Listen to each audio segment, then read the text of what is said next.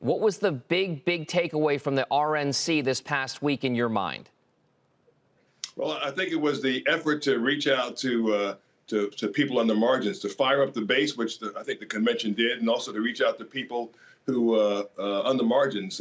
That is to African-American voters, suburban women, and I think it did that very well.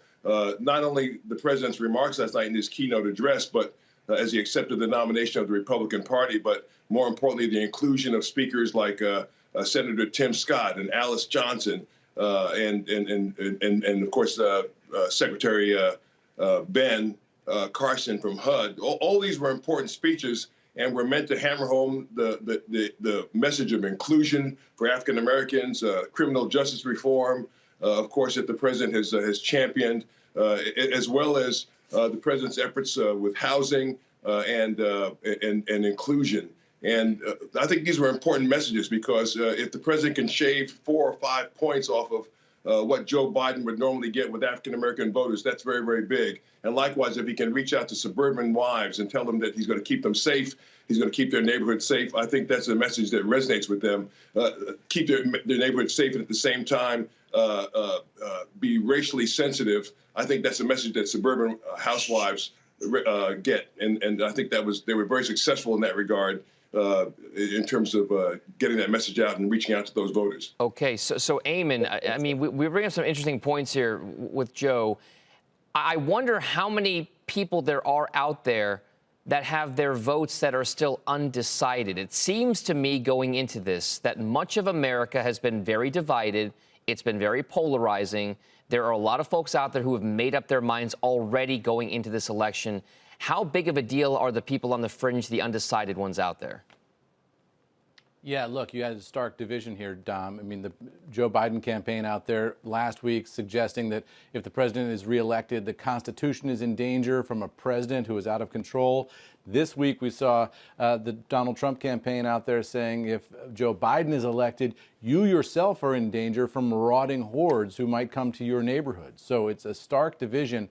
The question, as you point out, is who is in the middle left to persuade? And I think listening to what Joe said, this isn't about necessarily bringing in people who are entirely in the middle of the political spectrum. What this was about, I think, is shoring up Republican votes from wavering Republicans who might be looking at Donald Trump and saying, I'm not comfortable with his style, I'm not comfortable with the tweets, I feel like he's a divisive figure. And what this convention was all about was saying, look, he's not as bad as you think. They had a number of speakers out there, African-American speakers, suggesting Donald Trump is not a racist. And that, I think, is about giving permission, particularly to suburban white women, to vote for Donald Trump despite some of their misgivings, to tell him he's not as bad as you think in terms of women's issues. They had a number of women out there buttressing that argument, and he's not as bad as you think in terms of African Americans, a number of African Americans buttressing that argument. I don't think it was about necessarily reaching out to African Americans as much as it was giving that political permission to suburban white women where the Trump campaign knows they have a problem. There's some spin and skew always in politics. We know this, Joe. There's a couple comments that stood out to me last night from the president. He said that Joe Biden has promised to abolish the production of American oil, coal, shale, and natural gas.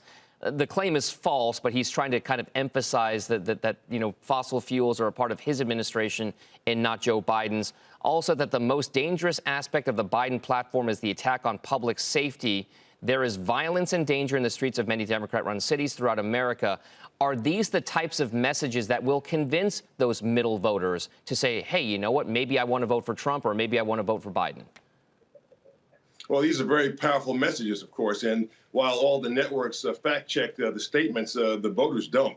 The voters hear these messages and they understand exactly what's being said and they respond to it. And so the president is and his team, of course, are working hard to shore up those votes, to fire up the base, but to also send a message out to all those Americans who might be on the margin that I'm the one that'll keep you safe and that Joe Biden is for defunding the police and that I'm the one that's going to make sure that we have law and order. And at the same time, I'm going to be racially sensitive. I'm not going to do anything in a racially unsensitive way. That's what the message was last night. At the same time, remember, he got about 8% of the black vote in the last election. The president knows that Joe Biden, in order to be effective, needs to have an Obama-like turnout from African-American voters. So he's got to get over 90% of the vote if he wants to be competitive in this November election. President Trump knows that if he can shave off 5 or 6 points, percentage points, from Joe Biden's expected black turnout, that's a victory for him. So that's why you saw Alice Johnson really hammering home the point of the president's work on criminal justice reform, and you saw it in the nights ahead of that. And you heard Tim Scott talk about the police reform effort, that bill that he's championing, and that black people around the country have permission to support this president. Sure. All that's meant to shave off 5 or 6 points. The president's not going to win the black vote, but it shaves off 5 or 6 percentage points, and that's important for President Trump. All right. Eamon, before we let you go here as well, really quickly, can we expect a post-convention bump in the numbers for the president? Look, Dom, we were already seeing a bump in the numbers before the convention in the wake of some of our polling on CNBC's States of Change poll. I think you can expect that to continue, but I think it's going to really, really tighten up in those battleground states, and that's where we need to watch.